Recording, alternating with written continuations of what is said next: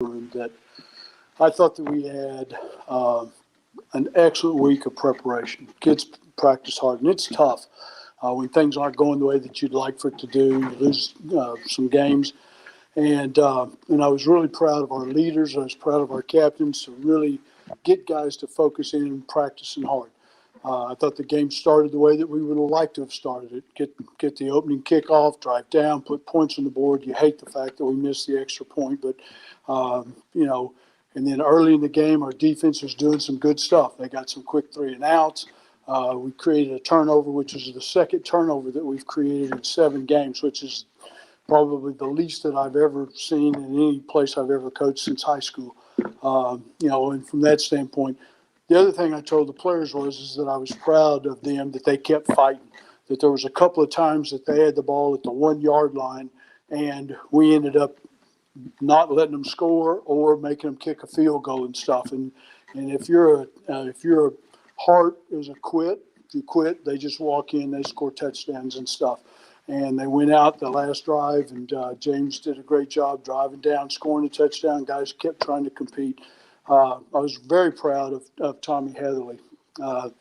He's probably maybe the best punter that I've ever had in my entire career.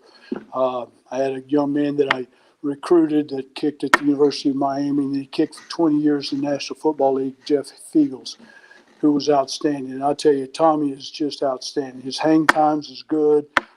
Being able to kick the ball and down it inside the 5-yard line, the hang time is outstanding. I mean, he really does a great job, and he really helps the field position for our defense. And probably the thing that I'm the most disappointed in is the inability to be able to stop the run. Because if you can't stop the run with guys in gaps and stuff, then the RPOs and the play action passes give them opportunities to make big plays, which they did. They're a good football team. They got some good athletes, and they made some plays. We'll come back to work tomorrow and try to fix the things that we can fix. Eric? Coach, we've had good starts. You've had good starts in the games. Yeah. First quarter, score touchdowns. Texas Tech, yeah. Offense, stalled in the second quarter and third quarter. What do you see out there trying to get things going? Yeah, tonight the biggest problem was the inability to be able to protect the quarterback. I mean, obviously 2 weeks ago we played Charlotte, throw for 466 yards. Tonight, I don't know. We didn't get any kind of stats and stuff like that. But the number of hits, the number of times he got flushed out of the pocket, and the number of times he got sacked, way too much. And we've got to do a much better job of being able not only to run the ball, but be able to protect the quarterback. So speak back on talking about protecting the quarterback. Is that just a matter of a lot of young guys being playing time? You've lost a lot of veterans. Yeah, very much so. I mean, there's a lot of these guys who have not played very much. Miles Frazier, I mean, you can say we played some games last year, but that was a joke. I mean, we should have never played any of those games, and they didn't get very much opportunities to play, to practice, no training camp and stuff. So some of those guys are very, very young. Tonight, Oppie Main, the center, was out for probably about 2.5 of the quarters, so Julius Pierce had to come in, and it was a significant amount of time for him. And, so all of those things make a little bit of a difference, Coach, what was your reaction to the big news with FIU going to the AAC? They're not taking FIU. Mm-hmm. Is that an insult to FIU or what? Yeah, Walter, I mean, I had no idea about it. I mean, nobody in the administration told me that it was coming, that it was going to be. So I'm like you. I saw it in the newspaper, and it was a little bit of a disappointment, obviously. I don't know how the rest of the administration and people feel about it, but,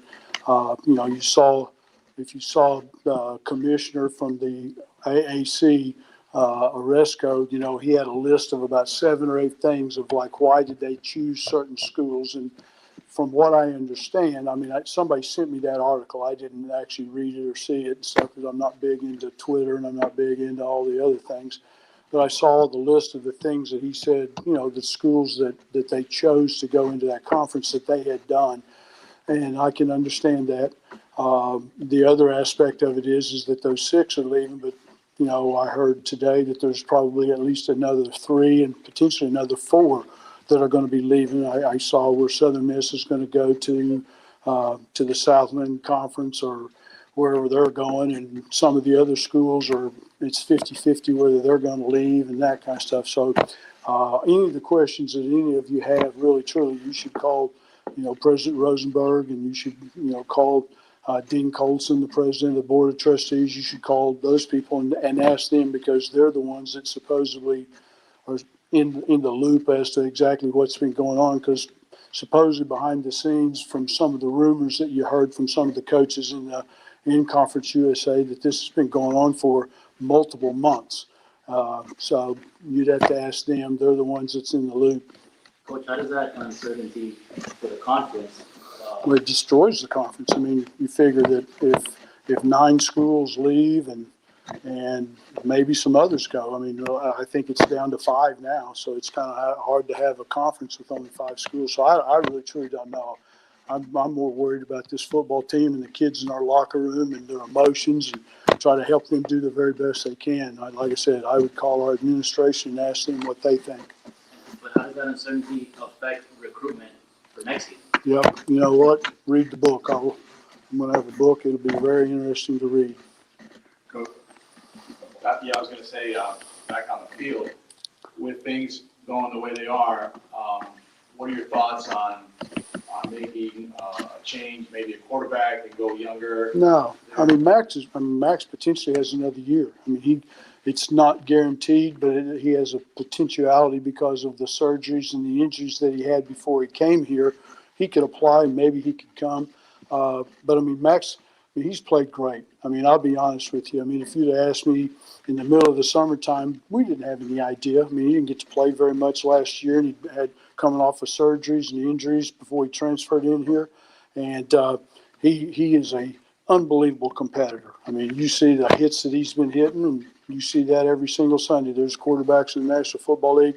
They get beat up, and the next week they come back and throw for 360 yards, and they win a game. So, we've tried to give some of the younger guys. Kalen Williams got a little bit last week, and tonight James got a chance to come in, and I thought he did a nice job. He drove the team down, put them in the end zone, and you'd love for that to be a good situation for any young quarterback, is get a chance to come into games and play a little bit, so that if Max does leave, if he does go into the NFL at the end of this deal, then James he's got some experience where he's been in games. Coach, how tough is it on that second drive when you get the snap back, the snap back? Awful. And that's what happened in the first half. The first drive was outstanding. We were driving the ball, and those are things that you just can't overcome. It's second down at 23, second down at 24. You're not going to make a first down. I mean, it's going to be extraordinarily difficult, and so that really hurt you.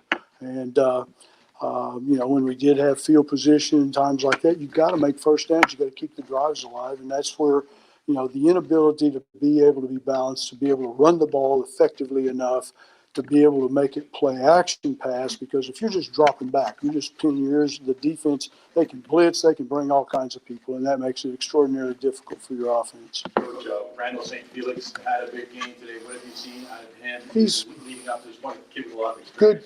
Good kid. Obviously, a new guy that's come into the program that left USF. And, when somebody comes, you don't know that much about them. I mean, you don't know how quick they can learn, how much they can adapt to, to the system that you're asking them to do. And every week he's gotten better and better. He's made some good plays. Tonight he made some good catches and stuff. And you hate saying this, but this is probably one of the most talented group of wide receivers that we've ever had since I've been here. I mean, Tyrese Chambers is a brand new guy that's never been here before. He comes in. He's done a very good job this season. St. Felix is doing a good job. Bryce Singleton now is healthy for the first time since he was a freshman. He's doing a good job, so he's making plays. Chris Mitchell makes some plays. So, we got some good talented kids. We just got to do a better job of keeping the quarterback clean. Coach, do you believe that the mentality of the locker room has stayed the same throughout the past couple of weeks, or is there a growing sense of urgency to win as the season is less than halfway? Well, I think that the kids want to win. I mean, I really do. If they did, they would practice terrible. They'd go out there. But if you watch us practice, the effort is good, the focus is good, the intensity is good. And they're just trying to overcome the shortings of things, the injuries that we've had. Guys got hurt. We're missing some guys in the defensive line, which really hurts our run defense. But, I'm proud of these kids that they continue to compete and they try as hard as they can. Coach, Andrew Bolmar and Joe Perkins. Mm-hmm. Forced fumble and one Yep, sack. made a good play. Yeah, no, I mean, again, and I mean, one of the things that we did during the open date week, and then we did it every day this week, is really truly focus on trying to how can you create tip balls for interceptions, make tackles and strip, have more than just one. If one guy is only making the tackle, he can't. It's hard for him to make a tackle and try to strip. He's trying to get the guy down. It's that second and the third guy that gets there that has a chance to pull it out. And you know, when guys feel, I mean, think about it. Those two guys, they haven't played hardly any football, and Pierce Weathers hasn't ever played here. I mean, the number of guys that we're playing on offense and defense and the defensive line, young, inexperienced. I mean, it's a challenge every single week. Last one from me, Coach, and last one from me. Now 1-6. Mhm. Specifically, do you look for in game from players? Yeah, it's just 1 week at a time, Eric. I mean, honestly, whether it was week 2 or week 3 or week 7, it doesn't make any difference. What's the best that we can do next week, okay? And try to win that game, get that game, try to get, you know, some more rolling and see if you can win. If you look at the end of the season and stuff like that, that's stupid. You know, it doesn't matter whether you're 6-1 or 1-6, it make any difference. All right, thank you all. Appreciate it, Coach.